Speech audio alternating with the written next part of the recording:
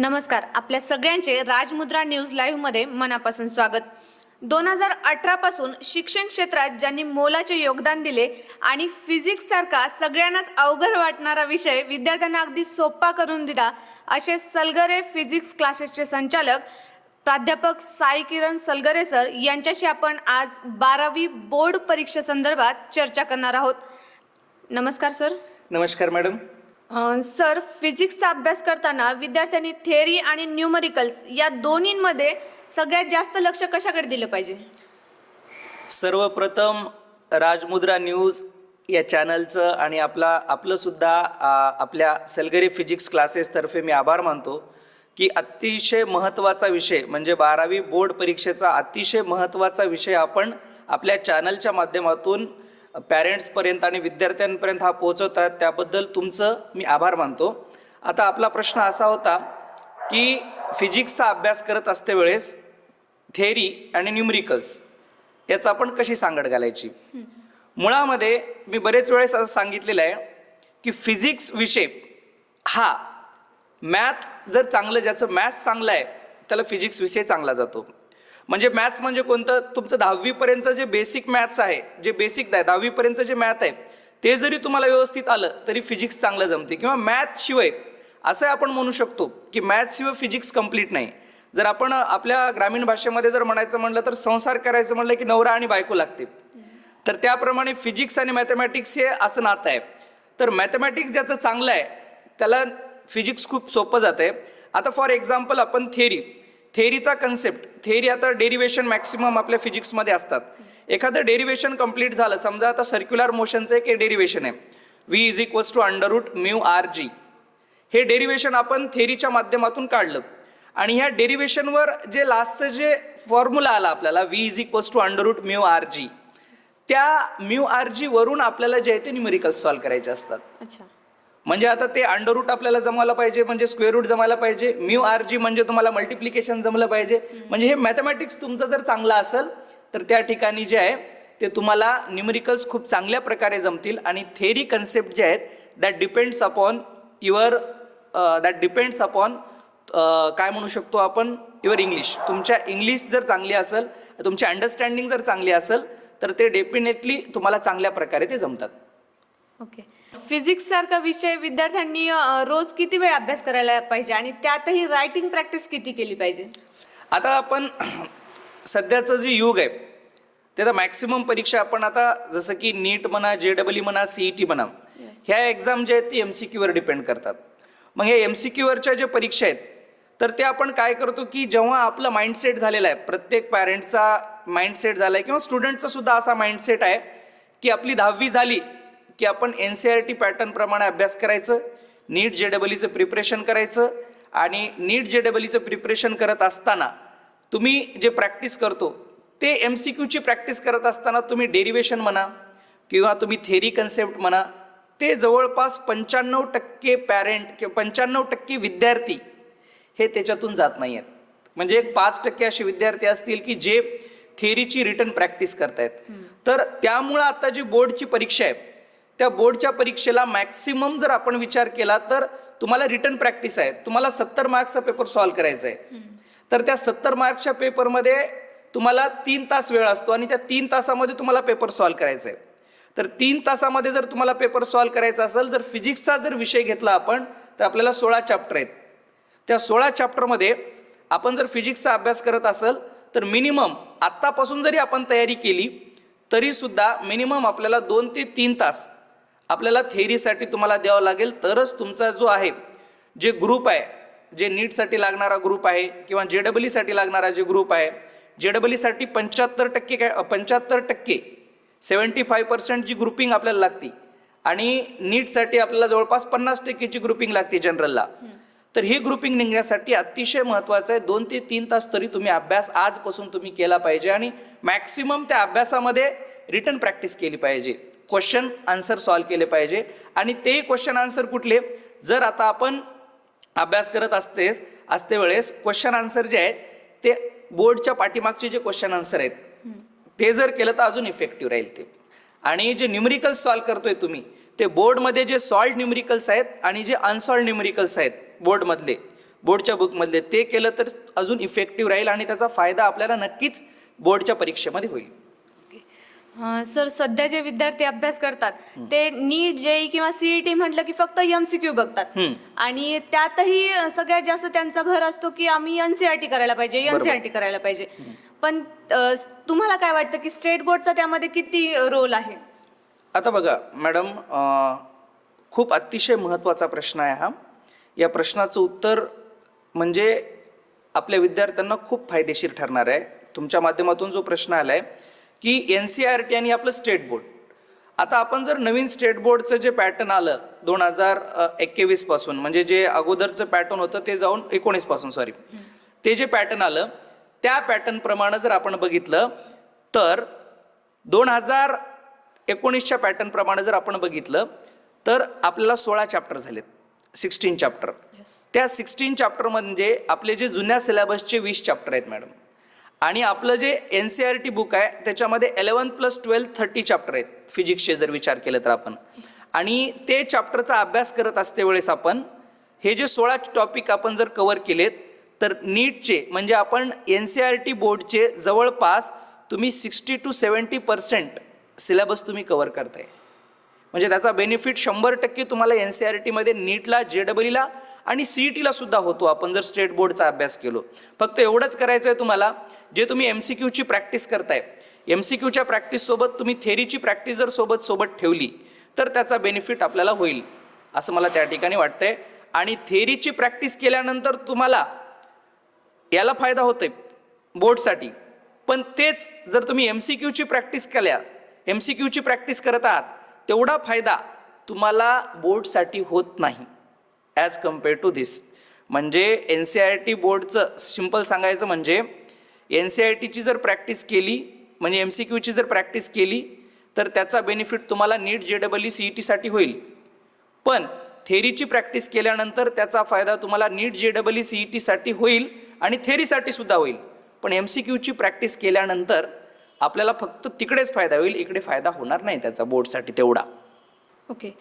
Sir, आता परीक्षा जवळ आलेल्या आहेत तर विद्यार्थ्यांनी फिजिक्सचा जेव्हा अभ्यास करतात तर तेव्हा त्यांची स्ट्रॅटेजी नेमकी काय असायला पाहिजे आणि त्यासोबतच त्यांनी डेरिव्हेशन, न्यूमरिकल्स हे जे सॉल्व्ह करण्यासाठी जे फॉर्म्युले असतात त्याची तयारी कशी करायला पाहिजे? आता एकदम व्यवस्थित प्रश्न आहे आणि या प्रश्नामधून बऱ्याच विद्यार्थ्यांच्या क्वेश्चन म्हणजे कन्सेप्ट क्लिअर होतील. आणि दुसरा असा बेनिफिट होईल, आजपासून जरी ते विद्यार्थी तयारीला लागले, आज आपला व्हिडिओ बघल्यानंतर तयारीला लागले तरी सुद्धा ते जवळपास 90 ते 95 मार्क घेऊ शकतील 100 पैकी, अशी मी स्ट्रॅटेजी आज तुम्हाला आपल्या माध्यमातून, चॅनलच्या माध्यमातून देतो.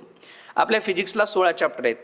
प्रत्येक चॅप्टर ऑन ॲन ॲव्हरेज आपल्याला असं समजू की आपण 6 मार्कला विचारला जातो. टोटल आपल्याला 98 मार्कचा पेपर येते, 98 मार्क. आणि त्या 98 मार्कपैकी तुम्हाला सॉल्व करायचं असते 70 मार्क्स. मग 98 पैकी 70 मार्क्स सॉल्व करायचं आहे तर तुम्ही 12 चॅप्टरचा जरी प्रिपरेशन केलात, 12 चॅप्टरचं 12 सकम 72, आणि पहिलं सेक्शन जे असते थोडं कंपल्सरी असते, तर 65+ म्हणजे 70 पैकी 65+ मार्कचा पेपर तुम्ही 12 चॅप्टरमधून सॉल्व करू शकता, बरोबर. मग 12 चॅप्टरमधून तुम्ही 65+चा पेपर जर सॉल्व करत असाल, तिकडे तुमचे प्रॅक्टिकलचे 30 मार्क म्हणजे 95च्या वर मार्क तुम्ही आजही सॉल्व करू शकता 95+चा. फक्त एवढंच आहे की तुम्हाला आता जे तुम्ही म्हणलात डेरिव्हेशन, आता आपल्या फिजिक्समधले जे डेरिव्हेशन आहेत, आता आपल्याला सवय लागलेली आहे शॉर्टकटची. डेरिव्हेशन कसं आलं, आता थोड्या वेळापूर्वी तुम्हाला मी एक डेरिव्हेशन सांगितलं की आता आम्हाला काय म्हणतो की V = √μRg, ते उल्लेख केला मी. मग आपल्याला थोडंसं इन्फॉर्मेशन लिहावं लागेल त्याची, ते डेरिव्हेशन काय, बँकिंग ऑफ रोड काय, बँकिंग ऑफ रोडबद्दल थोडीशी माहिती, त्याच्यामध्ये V म्हणजे काय, त्याच्यामध्ये म्यू म्हणजे काय, त्यामध्ये R म्हणजे काय, त्यामध्ये G म्हणजे काय, ह्या प्रत्येकाचा उल्लेख आपल्याला डेरिव्हेशनमध्ये करावा लागेल. आणि याचं व्यवस्थित अशी मांडणी केल्यानंतर तुम्हाला डेरिव्हेशनचे मार्क कटत नाहीत. आणि न्यूमरिकल जर तुम्ही व्यवस्थित सॉल्व केला तर त्याचे सुद्धा मार्क कमी होत नाहीत. एखाद्या वेळेस आपण थेरी लिहित असते वेळेस एखादा शिक्षक किंवा आपण व्यवस्थित जर आपलं आली नाही, मांडणी जर आली नाही, तर 3 पैकी 2.5-2 मार्क देऊ शकतात. पण डेरिव्हेशन असो की तुमचं न्यूमरिकल्स असो, ते जर तुम्ही सॉल्व केला तर 3 पैकी 3 मार्क भेटतात, 4 पैकी 4 मार्क भेटतात, 2 पैकी 2, 1 पैकी 1 आउट ऑफ मार्क भेटतात. म्हणजे फिजिक्स सगळ्यात स्कोरिंग सब्जेक्ट आपला होऊ शकतो. येस, नक्कीच सर. सर, बोर्ड परीक्षेमध्ये आपल्याला वेळ मिळतो 3 तास. बरोबर. तर त्यातही फिजिक्स म्हणलं की सगळ्यांना अगोदरच भीती वाटते. मग विद्यार्थ्यांनी नेमकं आता 3 तासामध्ये कसं पेपर सॉल्व करायला पाहिजे, जेणेकरून म्हणजे पेपर त्यांचा वेळेत पूर्ण होईल. बरोबर. आता मुळामध्ये काय असते, 70 मार्क 3 तास. त्या फिजिक्सच्या पेपरमध्ये आपल्याला 4 सेक्शन आहेत madam. Section A, section B, section C आणि सेक्शन डी. सेक्शन ए जो आहे तो कंपल्सरी आहे, त्याच्यामध्ये तुम्हाला ऑप्शन नाही आहेत. म्हणजेच तुम्हाला 17 मार्क, 10 MCQ आणि 7 व्हेरी शॉर्ट आन्सर. आता ते सॉल्व करण्यासाठी 17 मार्क सॉल्व करण्यासाठी तुम्हाला जास्तीत जास्त मला असं वाटते की 15 ते 20 मिनिट इनफ आहेत. हां, कारण MCQ डायरेक्ट लिहायचं असते, म्हणजे डायरेक्ट उत्तर तुम्हाला जर माहीत असेल तर लिहायचं असते, आणि व्हेरी शॉर्ट आन्सर म्हणजे एका वाक्यात उत्तर लिहायचं असते. त्यामुळं तुम्हाला 15 ते 20 मिनिटामध्ये पहिलं सेक्शन घेतलं तुम्ही. दुसरं सेक्शन जे आहे ते आपल्याला शॉर्ट आन्सर असतात, आणि ते शॉर्ट आन्सर जे आहे ते आपल्याला 8 सॉल्व करायचे. म्हणजे 16 मार्क्ससाठी, 16 मार्क्ससाठी 8 असतात, आणि विथ ऑप्शन आपल्याला 12 असतात. ते 12 पैकी 8 सॉल्व करायचे आहेत. तर मला असं वाटतं की थोडा वेळ लागते त्या गोष्टीला. म्हणजे आपल्याला जर याच्या कम्पेअरमध्ये जर विचार केला तर 16 मार्क्सचं जे सेक्शन आहे, तर त्यासाठी ऑन अँड ॲव्हरेज आपण पकडलं याच्यापेक्षा जास्त वेळ की 16 मार्क्ससाठी आपण 8 क्वेश्चन आहेत. एका क्वेश्चनला आपण ऑन अँड ॲव्हरेज एक व्यवस्थित जर टेंटेटिव्ह व्यवस्थित गेलो आपण अर्धा तास पकडा, हाफ आवर जर पकडलं तर दोन्ही मिळून आपण सेक्शन ए आणि सेक्शन बी हे दोन्ही मिळून आपले 50 मिनिट्स झाले. बरोबर. सेक्शन सी सुद्धा आपल्याला काय असते, 16 पैकी किती आपल्याला, म्हणजे सॉरी 12 पैकी आपल्याला सॉल्व करायचे असतात 8 क्वेश्चन. मग 12 पैकी आपल्याला 8 क्वेश्चन सॉल्व करायचे, तर हे थोडेसे मोठे प्रश्न असतात मॅडम, खूप म्हणजे बऱ्यापैकी मोठे प्रश्न असतात. 3 मार्कला एक क्वेश्चन असते. तर आपण असं समजू की 12 पैकी 8 प्रश्न म्हणजे तुमचे 24 मार्क या ठिकाणी कव्हर व्हायलेत. तर आपण असं समजू की याला 1 तास देऊ, 1 आवर, 1 तास दिलं म्हणजे 1 तास 50 मिनिट झाले. आणि शेवटचं सेक्शन जे आहे ते डी, त्याच्यामध्ये तुम्हाला 5 पैकी 3 क्वेश्चन सॉल्व करायचे असतात. त्या ठिकाणी तुम्हाला 12 मार्क असतात. मग 12 मार्कसाठी तुम्ही समजा की तुम्हाला 1 तास 50 मिनिट आहेत, तर तुम्ही अर्धा तास घ्या त्यासाठी, हाफ आवर. म्हणजे तुम्ही अशा प्रकारे सुद्धा पेपर सॉल्व करून अर्धा तास ते 40 मिनिट तुमचे उरू शकतात. आणि नंतर आपण रिचेक पेपर चेक करू शकतो, किंवा काही राहिला असेल कुठं काही, म्हणजे एखादी गोष्ट. आता काय होते की पेपर सॉल्व करत असताना काही गोष्टी लक्षात येत नाहीत, पण पेपर झाल्यानंतर काही गोष्टी येतात, आणि त्या जागी जर आपण जागा रिकामी सोडली तर त्या ठिकाणी त्याचा वापर होऊ शकतो, आणि तेच आपण व्यवस्थित पेपर सॉल्व करू शकतो. म्हणजे 2.5 तासामध्ये हे पेपर व्यवस्थित सॉल्व करता येते मॅडम आपल्याला. म्हणजे व्यवस्थित प्रश्न पूर्ण क्वेश्चन सॉल्व केल्यानंतर सुद्धा विद्यार्थ्यांकडे वेळ उरू शकतो. हा, पण ह्यासाठी तुमचं प्रिपरेशन चांगलं पाहिजे, व्यवस्थित पाहिजे, तुम्हाला आठवलं पाहिजे. म्हणजे व्यवस्थित आठवलं तर हे शक्य आहे. एकदम परफेक्ट असेल तर मग अर्धा तास वेळ मिळू शकतो. आणि आजही तुम्हाला सांगतोय की 12 चॅप्टरचं आपण प्रिपरेशन करतोय. 12 चॅप्टर आज तुम्ही पकडा की आजपासून आपण पकडलो की आपल्याकडे 2 महिने आहेत. आता 2 महिने.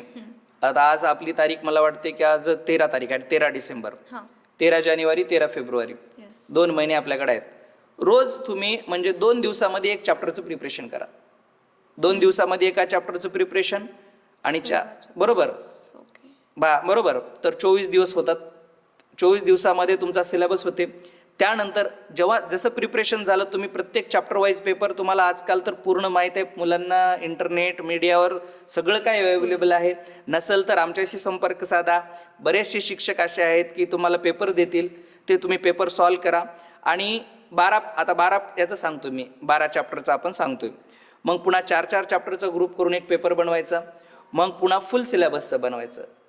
मग असे जर तुम्ही 2 ते 3 राऊंड दिले तर 100% मी सांगतो मॅडम की 65+ सहज स्कोर करता येते. ओके, नक्कीच सर.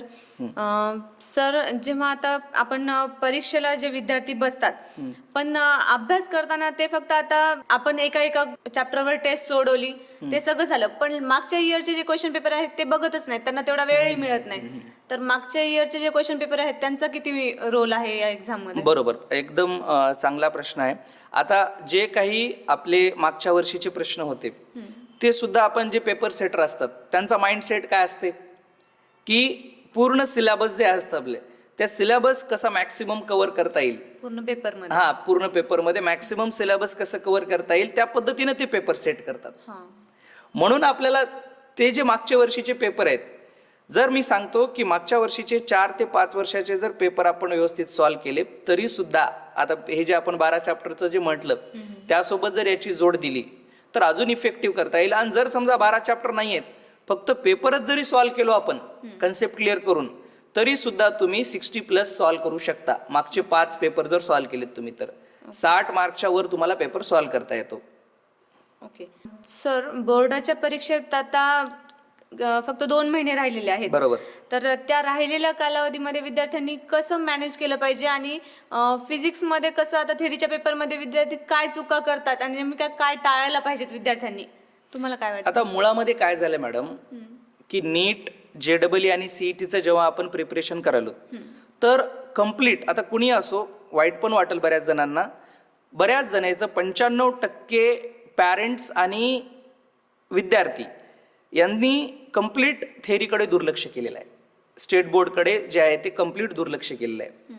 मग आता आपल्याला आता वेळ आली आणि आता बरेचसे, आता आपण पॅरेंट्सचं म्हणणं असते की आपण खेडेगावला ॲडमिशन घेऊ, खेडेगावला घेऊ किंवा कुठं तर असं अशा ठिकाणी ॲडमिशन घ्यायचं की ज्या ठिकाणी मार्क्स चांगले भेटतील, अशी सोय होईल. तर आता मी एक शिक्षक म्हणून मी हे बोलणं योग्य नाही आहे, पण 100% या गोष्टीचं या ठिकाणी आपण हे घेतलं पाहिजे की थेरीचा अभ्यास केल्यानंतर आपल्या पॅरेंटला पण या ठिकाणी लक्षात आलं पाहिजे की थेरीचा अभ्यास केल्यानंतर याचं CETचं पण प्रिपरेशन व्हायला, JEEचं पण प्रिपरेशन व्हायला आणि नीटचं पण प्रिपरेशन व्हायला, हे आपल्या डोक्यामध्ये ठेवायला पाहिजे. आता बरेच या आजच्या कंडिशनला तुम्ही योग्य वेळी हे जे आपण मुलाखत चालू केली किंवा आपण जे हे कार्यक्रम घेतलात योग्य वेळी घेतलात. आजच्या बऱ्याच वेळेला पोरांना असं झालं की आता आपण थेरीकडे कम्प्लीट दुर्लक्ष करू किंवा आता आपल्याला होत नाही, अशा मानसिकतेमध्ये आहेत. पण मी प्रत्येक विद्यार्थ्याला सांगू इच्छितो की बेटा, प्रत्येकामध्ये टॅलेंट असते. आता शॉर्टमध्ये, आता वेळ आहे आपल्याकडे, 2 मिनिटामध्ये एक छोटीशी गोष्ट सांगतो मी, त्यावरून आपण समजायचं की आपले पॅरेंट पण बरेच म्हणणं असते की आमचा मुलगा हुशार आहे, खूप आमचा मुलगा हुशार आहे, पण त्याच्या मनात येत नाही, ते अभ्यास करत नाही. बरोबर का? तर आता मला वाटते माळेगावची यात्रा आहे 18 तारखेपासून. माळेगावच्या यात्रेमध्ये घोडे बाजार होते, घोडेचा बाजार होते, त्या ठिकाणी घोडे येतात. मी एक काल्पनिक गोष्ट आहे, मी असंच एकदा माळेगावच्या यात्रेमध्ये गेलो, तिथं 3 घोडे दिसले मला. त्या 3 घोडेपैकी 3ही घोडे दिसायला सारखे मॅडम, पांढऱ्या कलरचे होते, दिसायला सारखे. मी त्यांना विचारलं, पहिला घोडा कितीला? त्यांना सांगितलं 5 लाखाला. दुसरा घोडा कितीला? त्यांना सांगितलं 10 लाखाला. तिसरा घोडा कितीला? त्यांना सांगितलं 15 लाखाला. मग मी असा विचार केला की दिसायला सारखे आहेत, सगळं कत काठी सगळं व्यवस्थित आहे, सगळे सेम आहेत, तरी सुद्धा 5 लाख, 10 लाख, 15 लाख असं का? मग मी त्या दुसऱ्या नंबरच्या घोड्यावर हात ठेवलं, हा 10 लाखाला. मी म्हणलं, बा याच्यामध्ये अशी काय स्पेशालिटी आहे, ह्या 10 लाखाला दिलात तुम्ही? त्यावेळेस त्या मालकानं सांगितलं, जे विकणारा माणूस होता त्या मालकानं सांगितलं की हा घोडा बसच्या स्पीडनं धावतो म्हणे, म्हणून याची किंमत किती? 10 लाख. त्यानंतर दुसरा घोड्यावर हात ठेवला, ते होता 15 लाखाचा. मग त्यानं म्हणलं, मी म्हणलं याच्यामध्ये काय स्पेशालिटी आहे 15 लाखाच्या घोड्यामध्ये? तर त्यावेळेस त्या जे हे होते मालक त्या घोड्याचे, त्यानं सांगितले की हे ट्रेनच्या स्पीडनं धावतो, म्हणून याची किंमत किती? 15 लाख. मग आता याचा अर्थ असा आहे की जे 5 लाखाचा घोडा आहे, आता तो काय आपला, आपण काय मनामध्ये आपण काय कन्सिडर करतो की हा काहीतरी ऑटोच्या याच्यानं किंवा काहीतरी अजून स्लो चालेल, बसपेक्षा खूप स्लो चालेल. मग मी त्याला विचारलं की हा घोडा कितीचा आहे? तर त्यावेळेस त्या मालकानं मला सांगितलं की हा घोडा 5 लाखाचा, आणि हा घोडा, मी याची काय स्पेशालिटी आहे? मी विचारल्यानंतर त्यांना सांगितलं याची स्पेशालिटी ही आहे की हा घोडा 5 लाखाचा आहे, पण हा जो धावतो त्याची स्पीड आहे वाऱ्याच्या स्पीडनं धावतो. अच्छा. कशाच्या स्पीडनं धावतो? वाऱ्याच्या. वाऱ्याच्या. म्हणजे याचा अर्थ असा आहे की याची किंमत 20-25 लाख असायला पाहिजे होती, पण त्याची किंमत, मी म्हणलं अरे बाबा तुम्ही मूर्खामध्ये काढायलात का मला? एका शिक्षकाला तुम्ही मूर्खात काढताय का? आम्ही एवढे पोरं शिकवतो तरी तुम्ही असं कसं सांगायला? सर म्हणे की हा घोडा 5 लाखाला आहे, याचं कारण एकमेव आहे, याची स्पीड पण वाऱ्याची आहे, पण याचं कारण एक आहे की या घोड्याच्या मनातच येत नाही म्हणे पळाव म्हणून. म्हणजे विद्यार्थ्यांच्या मनात आलं तर ते काही करू हा, शकतात. म्हणजे आज जे विद्यार्थी अभ्यास करत नाहीयेत त्यासाठी मी सांगतोय की जर तुम्ही तुमच्या मनात आणलं तर हे स्टेट बोर्ड तर सोडाच तुम्ही, पण तुमचं जे टार्गेट आहे, नीटचं टार्गेट असो, JEEचं टार्गेट असो, CETचं टार्गेट असो, तुम्ही घेऊ शकता. पण तुम्हाला अडवायलंय कोण? तुम्हाला अडवायलंय तुमचा मोबाईल, तुम्हाला अडवायलंय तुमच्या मोबाईलमधल्या रील्स, तुम्हाला अडवायलंय तुमचं इंस्टाग्राम, तुम्हाला अडवायलंय तुमचं स्नॅप, तुम्हाला अडवायलंय तुमचं यूट्यूब, बरोबर, तुम्हाला अडवायलंय तुमचं व्हॉट्सअप. ह्या गोष्टी तुम्हाला अडवत आहेत ज्याच्यामध्ये काहीही तथ्य, म्हणजे आपण काय म्हणतो इमॅजिनरी लाईफ आहे ती, त्या लाईफच्या याच्यामध्ये पडून विद्यार्थी आता वेळ वाया घालत आहेत. आता सहज मी बऱ्याच वेळेस बघतोय किंवा आपणही बघा की पॅरेंट पण बघा की एक 5 मिनिट आपण मोबाईल हातात घेतो म्हणून घेतो की जवळपास 1 तास, 1.5 तास, 2 तास होते आपल्याला कळत नाही. त्याच्यातून काय भेटलं आपल्याला? काही भेटत नाही. एक तर डोळे खराब होतात, आपली मानसिक स्थैर्य बरोबर राहणार नाही, किंवा बऱ्याचशा गोष्टी आपल्याला ज्याचा फायदा त्याचा मला वाटतंय की 2 तासामधला 1 पैशाचा सुद्धा फायदा झाला नाही आपला. मी सांगतोय की आज आपल्या चॅनलच्या माध्यमातून विद्यार्थ्यांना मी आवाहन करतोय की तुम्ही मोबाईल सोडलात की 100% तुम्ही तुमचं जे एम आहे, तुमचं MBBSचं एम असो, तुमचं गव्हर्नमेंट इंजिनिअरिंगचं एम असो की तुमचं IITचं एम असो, 100% या ठिकाणी कंप्लीट होईल असं मला त्या ठिकाणी वाटते. आणि तुम्ही सुद्धा आज जे 5 लाखाचे घोडे आहोत त्या घोड्याची किंमत 20 लाख ते 25 लाख होईल असं मला त्या ठिकाणी वाटते. नक्कीच सर. सर आता थेअरीची एक्झाम होते तर विद्यार्थी आता JEEचे आणि नीट CET याच्याकडेच लक्ष देतात जास्त, त्यांचं ग्रुपिंगकडे लक्ष नसतं. बरोबर. नेमकी ग्रुपिंग किती असायला पाहिजे? आता मॅडम ग्रुपिंग जे आहे ती आपण JEE साठी जर विचार केलात तर JEEची जी ग्रुपिंग आहे ते 75% आहे. आणि त्याच्यामध्ये आता नीट CETच्या ग्रुपिंग आणि JEEच्या ग्रुपिंगमध्ये फरक आहे. JEEच्या ग्रुपिंगमध्ये तुम्हाला इंग्लिश जे विषय आपला, इंग्लिश म्हणा, इंग्लिश म्हणा, इलेक्ट्रॉनिक्स म्हणा किंवा कम्प्युटर म्हणा, हे सगळे इन्क्लूड राहतात. तिथं तुम्हाला 75% जनरलसाठी आहे आणि 65% जे आहे ते कॅटेगरीसाठी आहे. जनरल आणि OBC साठी 75 आणि बाकी कॅटेगरीसाठी 65% आहे. हां. आणि त्यानंतर नीटसाठी जर आपण म्हटलं तर 50% जनरलसाठी आहे आणि 40% जे आहे ते कॅटेगरीसाठी आहे. आणि CETसाठी जर म्हटलं तर 45% जी आहे ती जनरलसाठी आहे आणि 40% जी आहे ती कॅटेगरीसाठी आहे, OBC, SC, ST, NT. Sir आताच तुम्ही सांगितलं की विद्यार्थ्यांनी सोशल मीडिया थोडं अवॉइडच केलं पाहिजे. तर आम्ही पण बरेच इंटरव्ह्यू घेतले, ते त्यामध्ये सक्सेसफुल लोकांनी सुद्धा सगळ्यांनी तेच सांगितले की आम्ही काही काळासाठी का होईना आम्ही सोशल मीडिया किंवा मोबाईल वगैरे या गोष्टीपासून थोडं दूरच होतो. पण आता जर आपण पाहिलं तर आपले पॅरेंट्स सुद्धा, विद्यार्थीच नाही पॅरेंट्स सुद्धा काय करतात, झालं आपलं की चला मोबाईल घेऊन बसू, मग विद्यार्थी पण तेच करणार. तर नेमकं ह्या पूर्ण प्रिपरेशनमध्ये पॅरेंट्स आणि विद्यार्थी या दोघांची नेमकी काय भूमिका असायला पाहिजे? बरोबर, 100% मॅडम करेक्ट गोष्ट आहे. आजपर्यंत जे काही सक्सेस झालेले विद्यार्थी आहेत, नीटमध्ये असो, JEEमध्ये असो, त्यांच्याकडं अँड्रॉइड मोबाईल नाही आहे किंवा अँड्रॉइड मोबाईल मॅक्सिमम पोरांकडे, तर मॅक्सिमम स्टुडंटकडे तर नाही. आपला जो छोटा इनकमिंग आणि आउटगोईंगचा जो मोबाईल आहे तो होता. आणि दुसरं तुम्ही सांगितलं की पॅरेंट, आता मुळामध्ये काय आहे की माहिती आहे, तुम्ही पण एका फॅमिलीमधून आलात, मी पण एका फॅमिलीमधून आलो. आपण जे अनुकरण करतो ते आपण आपल्या पालकांचं अनुकरण करतो. आपले आजोबा कसे, आपली आजी कशी, आपले आजोबा आजी कशी बोलतात, आपले आई वडील कसे बोलतात, बरोबर, आपण ज्यांच्यासोबत राहतो त्यांचं अनुकरण करतो. आता मी बरेचसे पॅरेंट बघतोय की त्यांचा जो स्क्रीन टाईम आहे 24 तासमध्ये आपण जे जागी राहतो, समजा एक 18 तास, 16 तास जागी राहतो आपण, समजा 8 तास नाहीये, त्या 8 तासामध्ये 16 तासामध्ये 6 तासाच्या वर स्क्रीन टाईम आहेत काही काही पॅरेंट्सची. आणि आता विद्यार्थी अभ्यास करायला बसलाय आणि आपण त्याच्या बाजूला मोबाईल घेऊन बसलो. आता त्याचं लक्ष, आणि आपण काय करणार, मोबाईल घेऊन बसलो, आता रील्स येणार ठीक आहे, तुम्ही कानामध्ये कॉर्ड घातलीत, रील्स बघालात तुम्ही, त्या कानामधल्या कॉर्डमधून सुद्धा मुलाला आवाज जाते तुमचा. त्यानंतर रील्स बघली तुम्ही, हसणार हसणार, मग त्या मुलाचं लक्ष राहील का त्याच्यामध्ये? त्या मुलाचं लक्ष आपल्या पप्पा कशामुळे हसलेत, आपली मम्मी कशामुळे हसली, मग याच्यामध्ये काहीतरी भारी आहे, आपल्या अभ्यासापेक्षा मोबाईलमध्ये काहीतरी भारी आहे असं वाटते. मग त्याचं लक्ष त्या मोबाईल, म्हणजे तुम्हाला वाटते की त्याने एवढ्या वेळा अभ्यास केलाय, पण त्याचं लक्ष अर्ध तुमच्याकडे राहते, अर्ध्यापेक्षा जास्त तुमच्याकडे राहते. एक तो त्या पद्धतीने अभ्यास करू शकत नाही, आणि दुसरं टी व्ही.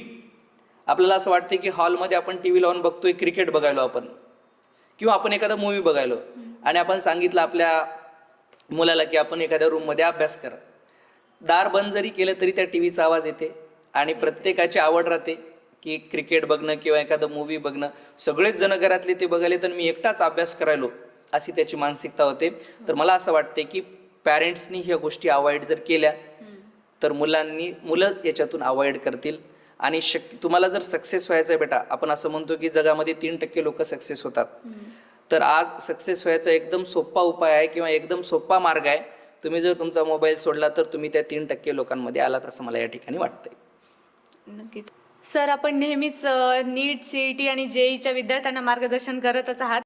नेमके काही दिवसच उरलेले आहेत परीक्षेला, तर या उरलेल्या काळामध्ये विद्यार्थ्यांना सक्सेस मिळवण्यासाठी काय आवाहन कराल तुम्ही? मुळामध्ये बोर्ड परीक्षा ही तुमची ताकद आहे, आणि बोर्ड परीक्षेची जर तयारी तुम्ही व्यवस्थित केली तर तुम्हाला नीटमध्ये, JEE आणि CETमध्ये याचं 100% यश मिळेल. आणि यासोबतच आपण हे जे प्रिपरेशन करत आहे एकदम माइंडसेट रिलॅक्स ठेवून करायचं. सोबतच म्हणजे हे अभ्यास करत असते वेळेस प्रत्येक विषयाचा मिनिमम 2 ते 3 तास जर अभ्यास आपण पकडला तर दिवसातून 8 ते 10 तास विदाऊट मोबाईल जर तुम्ही अभ्यास केलात तर नक्कीच तुमचं बोर्ड परीक्षेमध्ये यश तर भेटेलच. त्याचा बेनिफिट तुम्हाला एंट्रन्स एक्झाम जे आहेत CET, नीट, JEE सुद्धा होईल. आणि अभ्यास करत असताना थोडंसं रिलॅक्स अभ्यास करा, निवांत अभ्यास करा, म्हणजे कुठलाही लोड घेऊ नका. जर तुम्हाला लोड येत असेल तर काही योगासनाचे प्रकार आहेत, ते योगासनाचे प्रकार करा. त्यानंतर सकस आहार घ्या, व्यवस्थित आहार घ्या, कुठलंही मनावर दडपण घेऊ नका. हे बघा काय म्हणतो आपण, हा मार्कशीट एक कागदाचा तुकडा आहे, तुम्ही कुणाचे तरी तुकडे आहोत, या प्रकारे अभ्यास करून म्हणजे असं समजून परीक्षेला समोरं जा. आणि समोर जात असते वेळेस कुठलंही दडपण न घेता अभ्यास करून तुम्ही यश मिळवा, अशी माझी त्या ठिकाणी इच्छा आहे. आणि माझ्यासारख्या चिमुकल्या माणसाला तुम्ही या ठिकाणी बोलवलं त्याबद्दल धन्यवाद. धन्यवाद सर. राजमुद्रा न्यूज लाईव्हच्या पाहणाऱ्या प्रेक्षकांना आपण खूप चांगली माहिती दिलीत. आणि आत्ता जे विद्यार्थी 12वीला आहेत आणि ज्यांना स्टेट बोर्डला आता सामोरे जायचं आहे त्या विद्यार्थ्यांना खूप सुंदर मार्गदर्शन केलं, त्याबद्दल आपले मनापासून धन्यवाद. Thank you madam. तर हे होते सलगरे फिजिक्स क्लासेसचे संचालक प्राध्यापक साई किरण सलगरे सर. सरांनी खूप सुंदर मार्गदर्शन आपल्याला केलेले आहे. यासोबतच आपले अजून काही प्रश्न असतील तर आम्हाला कमेंट करून नक्की विचारा. तर आपण पुन्हा भेटूयात पुढील सत्रात. तोपर्यंत पाहत राहा राजमुद्रा न्यूज लाईव्ह. धन्यवाद.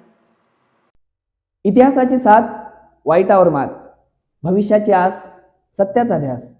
पाहत राहा राजमुद्रा न्यूज लाईव्ह.